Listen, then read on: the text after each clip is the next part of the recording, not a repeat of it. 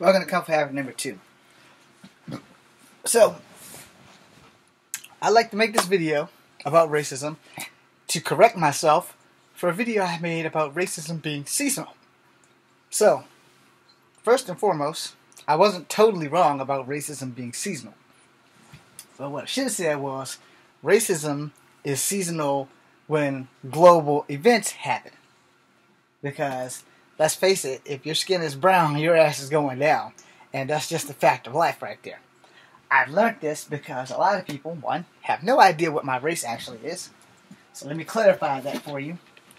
I am Cherokee Indian, I am black, and I am white. Alright? What do I feel more like? I feel more Cherokee Indian than black and white. Now, that's neither here or there, but that's just the way I feel. You do not have to agree with me. You do not have to like what I say. That is your God-given right and your entitlement as born red-blooded Americans or whatever country you are from. So the following video is for kids under the age of 21. But if you're past 21 in the direction of 13, this video is not for you. Alright? Let's make that 1000% clear that this video is not for any children under 13. Because you guys should be watching Power Rangers, G.I. Joe, versus some old guy in his 40s talking to y'all about racism. But if you are a parent and you want your child to be well informed about racism, and especially if your child is mixed like me, then park your ass in that chair and enjoy the show. So, let's get to it. So if you haven't seen my racist video about racism being being seasonal, you're behind the 8 ball. If you're up to speed, here we go. Like my panda. Okay. So, to clarify, racism is more than seasonal. Racism is seasonal during crisis events. Right? Now, if you are of Native American or black, essentially, racism hits you on a whole different level. Alright? However, since America has opened up its gates, racism has been in existence. Alright? When the Chinese came in, they couldn't get jobs. The government made them work the railroads with slaves like John Henry and other indigenous people like Native Americans. Same thing with the Pony Express. So, racism began with the word nigger. That's right, I said it, the word nigger. And a word that I don't like to use at all, if often. It is used by every person on the planet now. However, it is a bad word. And, I mean, it's not a bad word as in the other 4-letter words like fuck, shit, piss, and damn, and all the other stuff. But, yeah, it's not something I want to expose anybody's children to. We have enough people in the world that's going to do that. That's why I said if you're under 13, you shouldn't be watching this video. If you are a parent, I'm sorry for just swearing just now. But here's the fact. Racism are words and feelings that can hurt someone internally, not externally, but internally, because it's some ignorant BS that really should not be directed at anybody directly. If you are black, the only word that they really have that really messes with you truly is the word nigger. Now, there are other words like chigaboo and bush baby and other derivatives that I will not go into because some of them have 4-letter words attached to them, but we won't go there.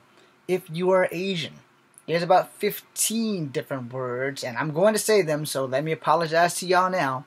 I'm going to say them because I did use the N-word and chigaboo. So, you know, those 15 words, and I'm only going to remember like the 10 basics that I've been called or know. Let's see. You have wetback, slope, gook, chink, jap, good time Charlie, or just Charlie, because that would be for the Vietcongs. Also for Chinese, for Charlie Chan, when Mickey Rooney played Charlie Chan. Slant eye, rice daddy, fishmonger, pet eater.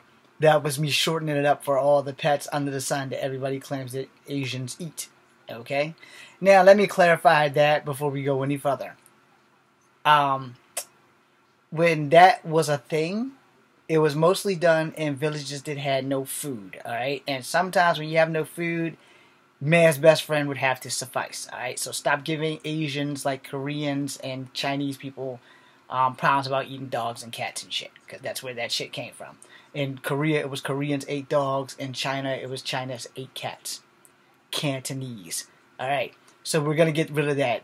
But those are some of the negatives that you hear. And now that you have the COVID-19 virus going around, it's only gotten worse for them. So, we begin. Also, I left off white people. So white people, you really only have, depending on what language is spoken to you, you really only have two words that really are racially offensive. And the only word I ever learned that was racially offensive from white people was the word honky. And I learned that from George Jefferson on the Jeffersons. I don't know how that was even allowed on TV, but there it was.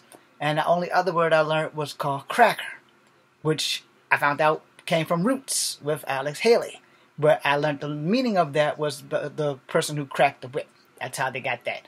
Alright, now you guys can go research all that shit if you don't want to follow me on that. But the point is, all the things I said was just completely racism and unacceptable. Alright? If you are Native American, red man, scalper, squaw, you know, those were kind of used as insults. The hell was the one they used for Blackfoot? I forgot, but it was pretty bad. But either way, there are a lot of racist derogatives aimed at people, and that's where it begins there. Stereotypes led to racism. With Native Americans, it was the scalping, and it shocked me to find out that Native Americans actually did not, all tribes did not do scalping, okay? So they just rubbed that in and decided that every tribe does scalping. No, all tribes did not do scalping. With the gold rush entering the Chinese and then the Japanese and other Asians coming into the country, it only got more racist because people couldn't tell them apart, so they started hollering at Japanese, "Hey, chink." And it's like, "Oh, fuck you, I'm from Japan." And then they would, same with Korea, "Hey, you Jap," or "You chink." And it's like, "Oh, fuck you, dude, I'm from Korea." You see where I'm going with that. So as it's growing now because of COVID-19, the people that I just named, you know, the Japans and the Koreans and the Vietnamese and the Filipinos, anyone who's Asian is in infinite danger of being attacked, as said by Lisa Ling, as said by other things and done. Now, the base of the video, now that I've opened up the floodgate of hell here, racism is very seasonal, but it's also not seasonal. It's seasonal when you have epidemics, alright? So, for 400 and some odd plus years, black people were under the worst racist attacks. You know, niggers, chickaboos, burning torches in front of your houses, now having the right to vote. You gotta go in through the black door, you can't go in through the front door. I said the black door, not the back door. Because they had places where there was a black side and there was a white side. And all the whites went in through the white door and all the blacks went in through the black door. The black door looked like crap and it was barely ever cleaned. The white door was pristine white. And all the white people went through the white door. You were rarely allowed to make contact because everything was separate but equal. And if you think that's bad, up until 1924, Native Americans didn't have any rights to do anything. They took away their titles. They took away their tribal names. They took away everything, which is how my great-grandmother Ada was a Wallace. She married a Ford. My great-mother Bay was a Ford who married a Williams. There you go. My grandfather was black. So, therefore. And on my mother's side, we gave you the story in the other video. Let's just know that my mother's father was biracial. He was white and black. And his last name was Rose, from Nelson County area. So now you got that. So if you guys think you guys have racist problems, try being mixed. We got it way worse than you. So anyway, moving on. Up until 9/11, 9/11, let's Google that. Watch this. just so that y'all got some kind of proof of purchase here. What year did 9/11 happen? The September 11th attack start date is September 11th, 2001. Okay, so y'all heard that. Started in 2001 on September the 11th. 9/11. Here's what I did. I want to clarify that I knew what I was talking about because I knew it happened in September. I just can't remember the year. Alright, so when 9/11 happened, black people were no longer on the chopping block as America's most dangerous threat. The deaths of black people went down instead of up. The paranoia of people who were not black went towards the people who were not black but still brown. So if you were from Saudi Arabia, if you were like Habib or the taxi cab drivers and shit like that, motherfuckers were afraid of you. If you were the guys that would come into the store and say, "Thank you, come again," they were afraid of you because of Indian ties and Muslim ties, so that put those guys on the chopping block. And then along came the DC Sniper. What year was the DC Sniper caught? 2002.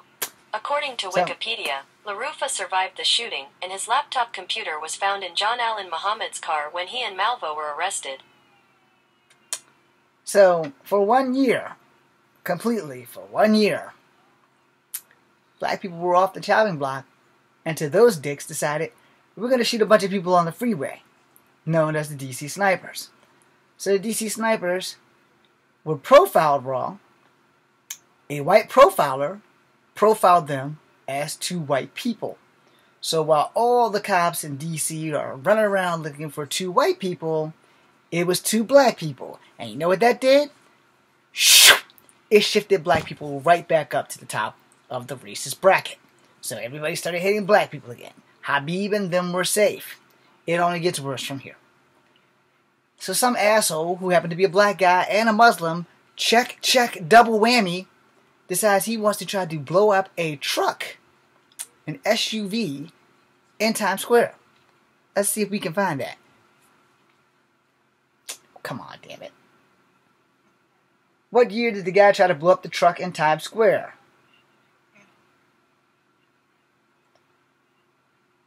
Well, it's not going to talk, so that sucks, because now I'm going to have to read, which I don't like doing. And my computer's totally tripping. Okay, well, let's go to a different source. We're going to Wikipedia. This took me to 911, which is not what I was trying to find, you dumb bastard. Okay, this is going all the way back to 1920. We don't need that. What was the name of the guy who tried to blow up a truck in Times Square? Faisal Shahzad. That is According not to the guy I'm NBC New speaking York, of. Faisal Shahzad is currently serving life in prison for his failed 2010 attempt to set off a car bomb in Times Square. 2010. So then that happened. Here's a picture of that douchebag. So that jumped everybody back off to hating black people and back to hating his kind of people. Alright? So then we got the guy that tried to blow up the plane in his underwear. What year was the guy who tried to blow up the plane in his underwear? 2009. According to Okay, Washington so he happened Post, first. Umar Farouk Abdul Muttalib, the Nigerian underwear bomber who tried to blow up a plane headed for Detroit, Michigan, on deck 25, 2009, was inspired by Al-Awlaki. Now, being that the guy was from Nigeria, that means he's black. So guess what that did? It put black people right back up on the chopping block. You see where this is going. So let's go to more current and closely related events. Like the black guys who came from money because their father's a rapper who stole some goddamn Gucci shades. What did that do for black people in China? Oh, it fucked us up really good. Because Donald Trump, double whammy and a check, had to go bail those guys out. Securing his vote for the next time by their daddy and by them. So we got a thing going. I've just pointed out like thousands of times that black people have been back on the chopping block, making this solo not so seasonal. But when epidemics happen or events happen, that's when racism happens. Check this out. What year did Stars come out? I didn't say Star Wars. In the United States of America, Star Wars. I said, what year did SARS come out? Went right back to Star Wars. 1977. According to Wikipedia, Star Wars was released in a limited number of theaters in the United States on May 25, 1977, and quickly became a blockbuster hit, leading to it being expanded to a much wider release. What year was the disease SARS?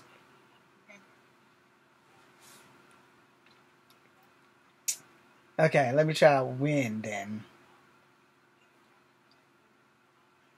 What year was disease SARS?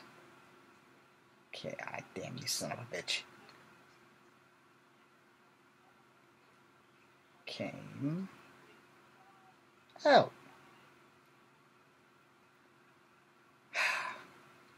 I swear, this is why I hate technology. No. It was giving me anything but what I asked for. Let's try it again. When did the disease SARS came out? I didn't say nothing about no Z-Star. Who the hell is Z-Stars? Fandom. They released their debut single, Z-Pop Dream, on February 22nd, 2019. Shout out to Z-Stars. And what year did the disease SARS come out? Okay, it says SARS outbreak infected 8,000 people. It did not come out in no damn 2020. God damn it. This is corrected to the coronavirus. It's not giving me what I want.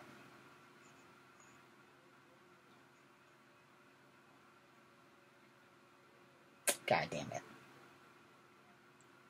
I swear. This would be so much better when I could talk to the thing and it would actually answer me.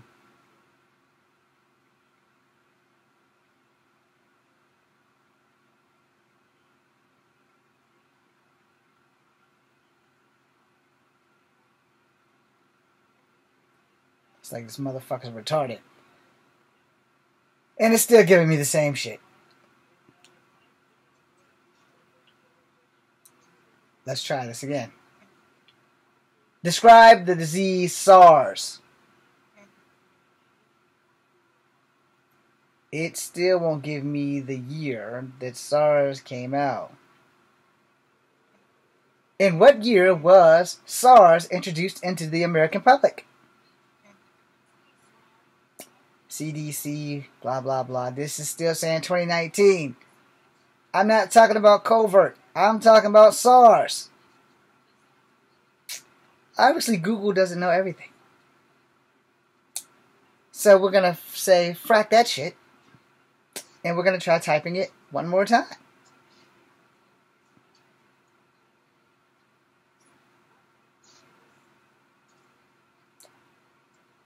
Okay, now it's got a picture of an otter. It's not giving me any kind of confirmation. I know it came out early. This is godforsaken damn coronavirus.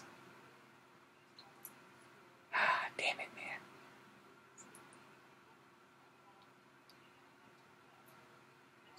Let's see if the SARS situation.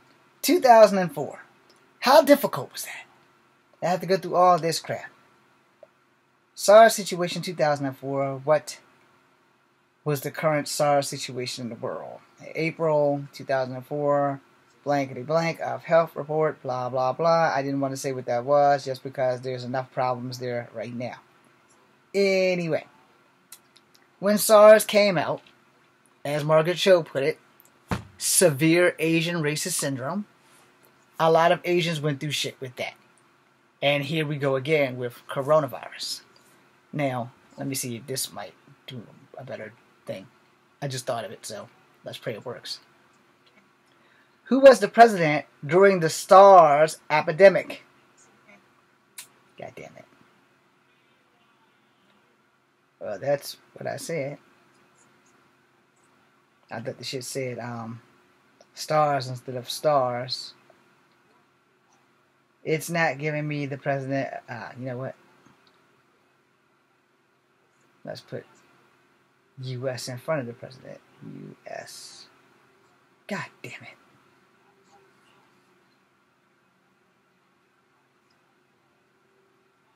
And it's still not giving me shit. Okay. So, whoever that president was, Google sucks. And it's the same thing with Ebola. I believe Ebola started over in Africa, which there was a big flight thing and everybody went over there, all the missionary doctors and stuff, they went over there to help the Africans with Ebola. So you see where this is going. So whenever there's like an epidemic or a pandemic, racism enscrews on those people of that origin country, whether they've never been to that country or not. Henceforth with SARS, Severe Asian Racist Syndrome, henceforth with coronavirus, henceforth with Ebola. You know, malaria was an Asian disease during Vietnam, but no one called it the Asian disease during Vietnam. They just called it malaria. So, you know, when you come to things like that, because like I said, I had to stand correct on myself, racism is seasonal. I'm going to have to make a second part of this because this is 21 minutes of your life that you can't get back.